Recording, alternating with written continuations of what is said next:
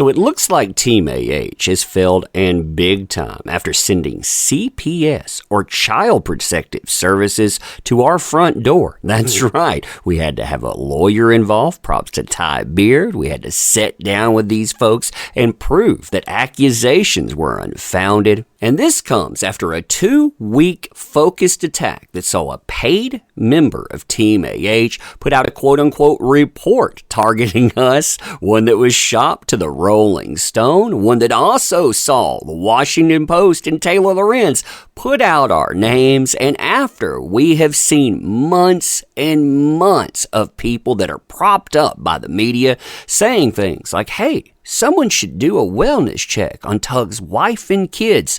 I'm so serious. And these folks responding by saying, yeah, you know what? I may or may not have called Tennessee CPS services this morning. Now, you and we're going to talk about this today. And like I said, this targeting of an 8 and a 3-year-old, it failed and utterly, but still, what a messed up situation. What a messed up situation indeed. All right, so hey there to all you fine folks on this fine day, by the way. I hope you are doing excellently. Like I said, Child Protective Services, they arrived in our front door. I'm going to tell you how that played out too, but like I was saying, what's crazy about this is this pops up just days after we see a paid member of Team AH circulating a quote-unquote report, one that goes to the mainstream media like Rolling Stone, who admits, hey, we want to take this person down. Then a co-conspirator organization, the Washington Post, the one that put out the op-ed from AH,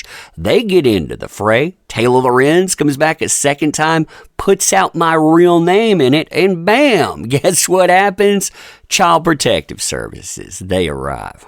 Now, as far as proof is concerned, first of all, Ty Beard, that's my lawyer. He would be my go-to guy for something like this. Props to him. A lot of people will stand beside you. That guy, he will stand in front of you. He gets situations handled. And he handled this, and he handled it correctly. Props to him. I cannot say that enough. Now, the other piece of proof that I'm offering here is heavily redacted business card. It's from the State Department of Children's Resources.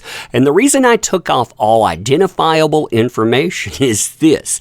I know that Team AH, when they don't get their way, they target people. When this person, they arrive at unfounded, and that's where they are, yeah, they would have their life, they would have their job, everything targeted by the very people that would file false allegations about somebody like myself, and it's not this person's fault. They're just doing their job. Here, they've been caught in an ugly situation. So again, I've redacted that, but this stuff, it is easily verifiable. So a couple of days ago, we have a rather loud knock on the front door, and I thought that was kind of odd. Most people, they use the doorbell. If they knock, they kind of knock softly, but I could hear this all the way through the house on another floor. My wife answers, I can tell that there's something wrong. Essentially, my wife, though, she's confronted by a smiling stranger. That stranger identifies themselves from CPS, and they start to tell my wife about anonymous accusations. Now, that really irritates me, too, about this, because, number one, you can't face your accuser. We're looking into any legal remedy with that or any remedy whatsoever. But still, right away, you can't find out who did that. You have to do a lot in order to unlock it. And number two, it treats you as you're guilty until proven innocent. Now, we find out that my wife, she's the one that gets targeted here. Myself, through her, I'm brought up, but she's brought up as a primary. And she's being told, hey, you know what? You're neglectful to your kids, to the point, you folks, you party all the time. You don't watch your kids. You don't take care of them, to the point your house, it's not just in disarray, it's unlivable. Unlivable, by the way, would mean no running water, no basic utilities, no access to food whatsoever. That is what that would mean.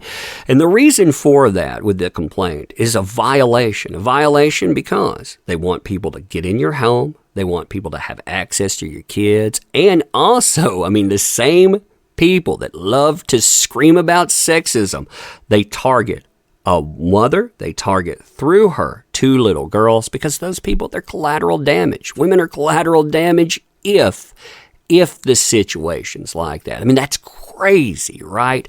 So my wife tells him, no, you're not going to get into the home. You're not going to do that. We have a lawyer. Then she comes and gets me. Now me, I actually go to the door in my button-up shirt and my boxer shorts. My wife is like, hey, do you need pants for this? I was like, nah, this ain't a pants thing.